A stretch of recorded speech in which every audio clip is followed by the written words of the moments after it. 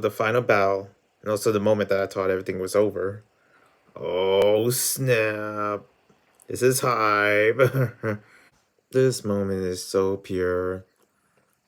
God, remember this. These two. Oh, hold on. Just wait till the end. Check this out. They're literally just flying around. My gosh. Even a celebration champagne too. Look at that.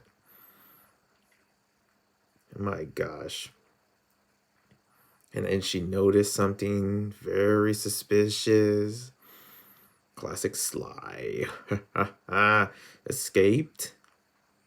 Going around. I don't even know what happened to the freaking pilot. And just like that. My gosh. What a guys, Vince right here. I feel like I'm supposed to review Sly 1 before I go into Sly 2 because I did play Sly 1, but something happened when I'm trying to play the game where it glitched out on me or something. I don't know. I might get back to it and see what's up. But we're here to talk about a game that I never thought I would ever talk about. I mean, I never even talked about it with any classmates back when I played this. And here I am talking about it in my channel. So I don't know, full circle, I guess. If anyone's interested, of course. But usually these kind of videos in my channel don't get a lot of views, to be honest. But other than that, hopefully this one sort of does some of that purpose. I'm kind of looking at the cover of this game. I think I got like a painting of it. So that's interesting. Yeah, Sly 2, Band of Thieves. A game that is very heavily within my childhood and kind of the game whenever I think about anything from PlayStation or, from a PS2.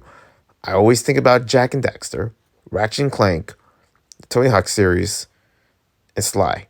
I'm just gonna be honest. It's the game that of these, four titles that I grew up with. And it's kind of, insane that I finished it. And pretty much going back to it, years later, I never thought I would have that same feeling, but also, get all the collectibles and stuff like that and finish it in a way where it's different. But it's no different than when I finished it, when I first got it, when I was in elementary. So it's kind of crazy that I'm, coming back to this game as an adult perspective. And it feels like, well, I don't know what to say. Nothing much has changed. You go back to the old city and you see everything. And you're like, wow, I guess nothing has changed much, I guess. Everything is the same almost. That's what it feels like. But the enjoyment of this game, man, it doesn't feel old. I always love Sly when he moves around, the slickness. That's the thing about most of these PS2 games. It's the slickness from Jack and Daxter, or Tony Hawk series, the way they move things, the possibilities that you have. It never feels limited to many of the moments that you always seem to actually get when it comes down to Sly or just having fun. A lot of times I always play this like a podcast game, meaning that I play this whenever I listen to anything music podcast, and pretty much I would just go to town of just, you know, of collecting or just stealing the extra vases and getting the vaults, the code for the vaults basically, so I can unlock them and just playing the game. And I don't know, none of it seems old. I always liked the parkour aspect of Sly. I always liked the sneaky aspect. And I always have been a person that loves playing stealth games. One of the stealth games that I usually play a lot was mainly from the PlayStation era. And that is basically like, Sly and, Stolen. I never actually played, you know, Metal Snake. I think that's Solid Snake, sorry. Yeah, you can tell I didn't grow up with the game. But there is a bunch of games where there was the stealth aspect, but Sly always seems to do it better. A little history of me when it comes to Sly Cooper back when I played it in elementary. It's kind of crazy that Sly, in a way, like I was such a big fan of Sly Cooper to the point where I wanted to be a thief where I wanted to actually do pickpocketing, and I would do it between my teachers, and I would just pickpocket. I would just like tuk, tuk, just pickpocket, just like just put like papers in them, and I'll steal the papers from their pockets. And I would always I wouldn't get in trouble, but they would always find it funny. Like, what are you doing, Vince?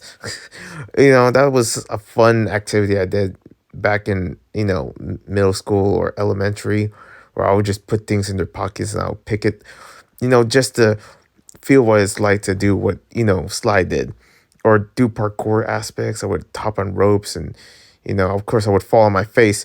But rooftops and just parkour and stuff like that. Yeah, there's so many aspects of Sly that inspired me, even from down to the shoes or whatever he's wearing on his feet. It inspired me to actually be sneaky and to really do so many impressions or just simulate my entire childhood as Sly because I don't know. That's how much of an inspiration that I did it. Now, I didn't put it in real life. I didn't become a thief or anything like that. I mean, some would say.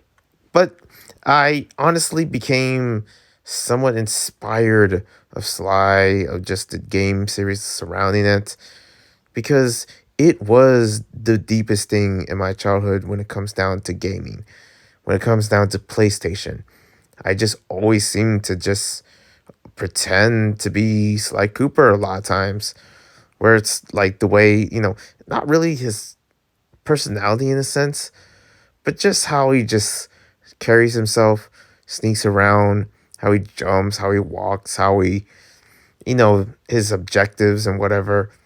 Um, and I know I'm not alone when it comes to that because this is my childhood, of course.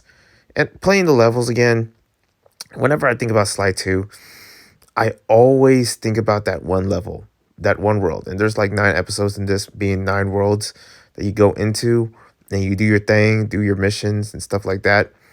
And it's always the Contessa ones that I always seem to like the most because, especially back as a kid, I was very fearful of a lot of things. I was easily scared. And one of those would be, man, that Mickey Mouse game back in the GameCube, that haunted me for years. I will never forget that.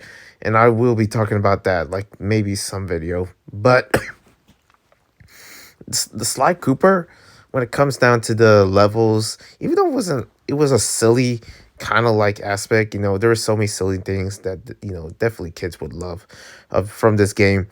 But it was the Contessa levels, the ones involving Contessa in a ways, from the jailbreak and also from the castle of Prague, which is Czechia, or it was called Czech Republic back at that time. But yeah, it was that kind of like, almost in a sense gave me nightmares a bit.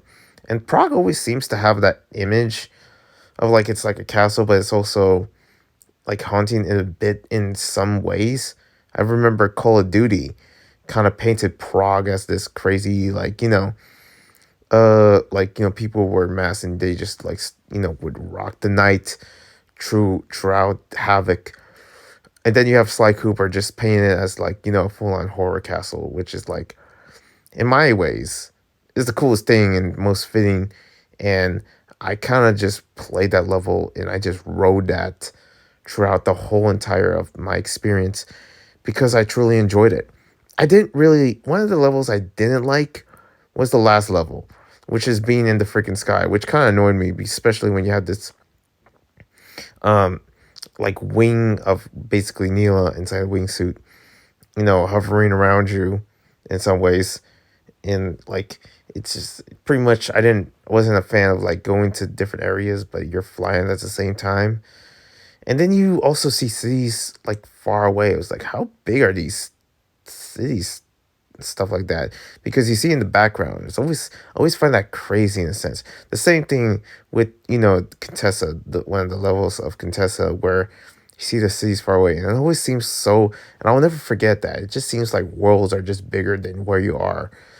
My goodness. And one of the ones that is the most creative levels that I've been in that I will never forget was always the one surrounding Jean Bassan, which is basically the Canadian, like, the trains. Man, I had a good time. That is one of the most funnest levels I had. And I understand that Prague was fun as well with Contessa. But Jean Bazan with the train levels, like you would steal something, you would like, run away whenever you get caught. And then you would just run over to these trains and just grapple hook them. And then you would just be on your way. It was just the most coolest, most funnest thing. I would just mess around with Carmelita because Carmelita Fox, and by the way, Carmelita Fox and Sly, come on, they're meant for each other, and I'll pretty much get into that of my argument of Carmelita and Fox and Sly once we get to Sly Cooper, Thieves in Time. Oh boy. But this, there was an aspect of just like fun whenever I, make, go into like, because Carmelita Fox was around the Jean Bassan levels of just looking for Sly Cooper in that one part where, he found Murphy, got caught. And like, I remember I would just like mess around with Carmelita Fox, get caught, but and also just like get a train and just like rode away. This is just I just love that so much. And like the levels that I have fun with that was always surrounding between the trains. I mean, the second Jean Bassan level was cool, but the first one, oh, that was such a thrill. You just ride the trains and you just basically it leads you just to another area in just a few seconds and stuff like that. I enjoyed that so much. And of course, I mean, basically every level in Sly 2 just never disappoints. I always enjoyed so much of them where it can never be tiring, but it always had its own moments whenever I always even like think about those. I get it playing those, but just thinking about these levels, just the idea, the imagination, and the memories. I mean, it's just something that can never be forgotten. This game is never forgotten. There's just something about this game that I honestly kind of embodies, I guess, what I find that I love in gaming, in a sense, when it comes down, especially when it comes down to the PlayStation. But man, does everything just fit so well. But also, I just find myself really missing that aspect of Sly, which is something you can't get back. I understand. But holy crap, do I miss it. These Sly games not only makes me feel old, but it also just makes me feel like a certain warm place of just like where I was when playing these games because it was such an enriching time. That's for sure. And pretty much, like, I don't know about the story or everything about the game. It wasn't too crazy much, even though they were trying to find all the parts of the clock's works. And, you know, I can't wait to actually review the next one because the next one is something else.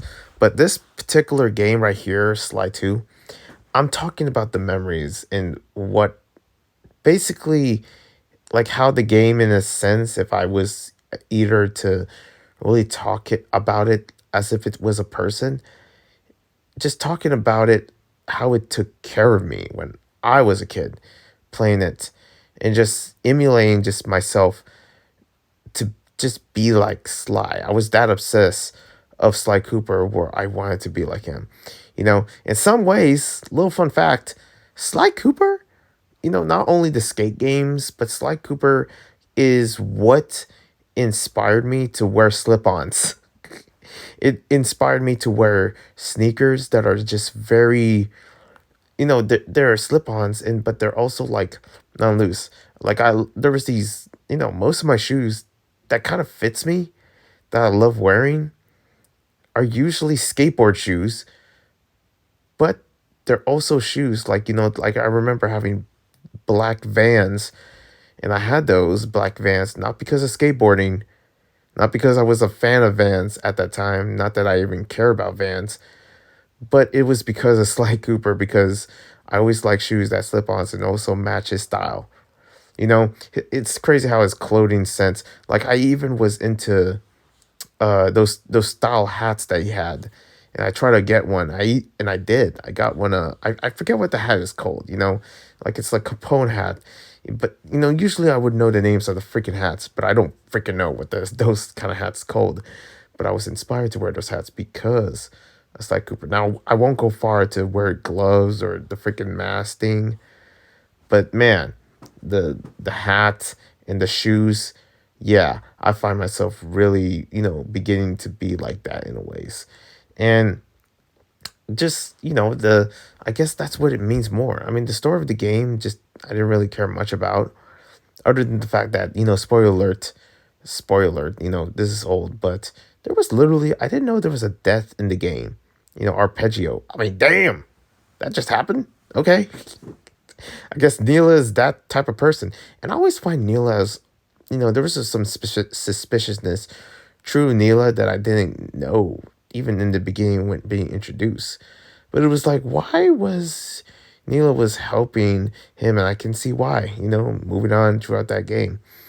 Like, this game itself really tests, its values of just like how Team Cooper, because this is the introduction of just like Murphy and Bentley just being introduced in a way that they really truly helped, Sly in the sense of a brotherhood, but also as, an ability to actually utilize them throughout the game, throughout the levels.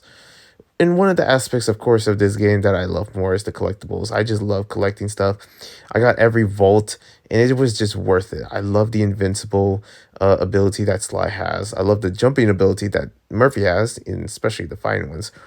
And for Bentley, I didn't really care much about playing Bentley. Listen, this highlight is mostly about Sly, but I guess Bentley, in a sense, makes them. I didn't really care much other than just choosing like the sleeping bullets. So those were fun, but the Sly, in a sense, has so many abilities where it's like making people fight each other, whether it's like going to different ruins and different areas and stuff like that. So most of the time, my enjoyment of the game is just like effing around, in a sense, if I gotta be honest, with Sly and parkouring and just going to different areas and whatever. The game is many ways I can definitely say, outdated, because there's many better games that is sort of like with that stealth aspect, but they're always in like the main platforms like PS4 and PS5, which I don't have. But for this one, I always go back and I can see how this game sort of inspires those games in a way. And yeah, this game is just a huge inspiration. It's an iconic piece. So there's no ways to replace of what Sly did. And this is sort of, I feel like, the game that really stepped up its own franchise.